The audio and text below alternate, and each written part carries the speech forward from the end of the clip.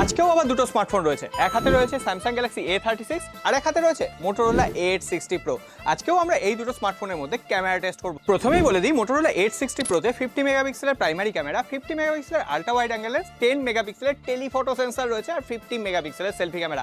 আর অন্যদিকে Samsung Galaxy A36 এ 50 মেগাপিক্সেলের primary camera, 12 মেগাপিক্সেলের আল্ট্রা ওয়াইড অ্যাঙ্গেল লেন্স, 5 মেগাপিক্সেলের ম্যাক্রো সেন্সর আর 10 মেগাপিক্সেলের সেলফি শুটার রয়েছে। সো আমরা একই লাইটিং কন্ডিশনে বিভিন্ন মোডে দুটো ফোন দিয়ে একই টাইমে ছবি ক্লিক করেছি। আগে তোমরা গেস করো যে কোনটা স্যামসাং এ তোলা ছবি আর কোনটা মোটোরোলায় তোলা ছবি। তবে হ্যাঁ, মোটোরোলার অ্যাডভান্টেজ হচ্ছে টেলিফটো সেন্সর রয়েছে বলে এখানে মাল্টিফোকাল পোর্ট্রেট লেন্সে ছবি তোলা যাচ্ছে 35mm 50mm। এখানে স্যামসাং এ 1x পোর্ট্রেট মোডই রয়েছে, এখানে 2x পোর্ট্রেট মোডও করা যাচ্ছে না।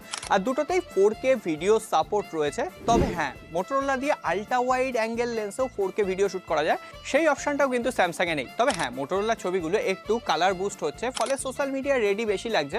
তবে স্যামসাং একদম ন্যাচারাল টোন দেওয়ার চেষ্টা করছে। এবারে তোমরা আগে গেস করো, তারপরে কিন্তু ডেসক্রিপশন বক্স চেক করে নিও। আর হ্যাঁ, 30,000-এ যারা স্মার্টফোন কিনবে বলে ভাবছে তাদের সাথে ভিডিওটা শেয়ার করে দিও বস, কাজে আসবে।